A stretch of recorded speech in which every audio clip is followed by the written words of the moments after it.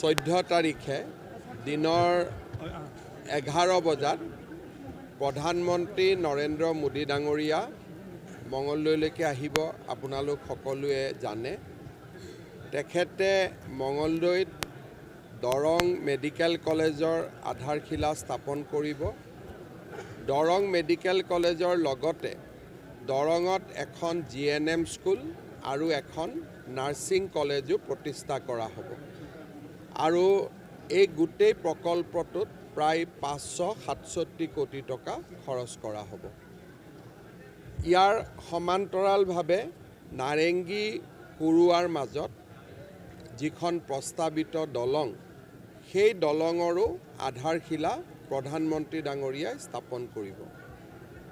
ইয়াৰ উপৰিও Guwahati ring road প্ৰকল্প, যি নেকি কামৰূপ মহানগৰ, কামৰূপ জিলা, দৰং জিলা আৰু মেঘালয়ৰ ৰিভৈ জিলাক সামৰি নিৰ্মাণ কৰা হ'ব। প্ৰায় 7,000 কোটি টকা ব্যয়েৰে সেই প্ৰকল্পটোৰো প্ৰধানমন্ত্ৰী নৰেন্দ্ৰ মোদী ডাঙৰীয়াই আধাৰশিলা স্থাপন কৰিব। ইয়াৰ প্ৰস্তুতি প্ৰায় সম্পন্ন হৈছে। প্ৰস্তুতিৰ বুজ ল'বলৈ মই ইয়ালৈ আহিছিলোঁ। সকলোৰে লগত কথা বতৰা পাতিলোঁ। প্ৰস্তুতি সকলোৱে ভালে ভালে কৰিছে।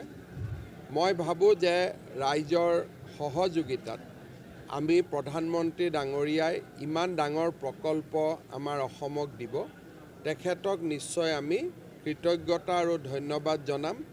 ৰাইজে সভাখনত যোগদান কৰিব আৰু সভাখন আমি সাফল্যমণ্ডিত কৰিম।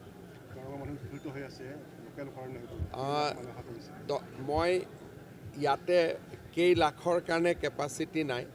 1 পৰা 1.5 লাখ মানুহে হ'ব ফিল্ডখনত। তাতকৈ বেছি মানুহ আহিলেও আমাৰ কেতিয়াবা ষ্টাম্প এটা দি হৈ যায়।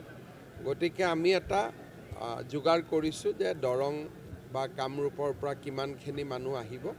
মই ভাবোঁ যে 1 পৰা 1.5 লাখ মানুহ গোট খাব।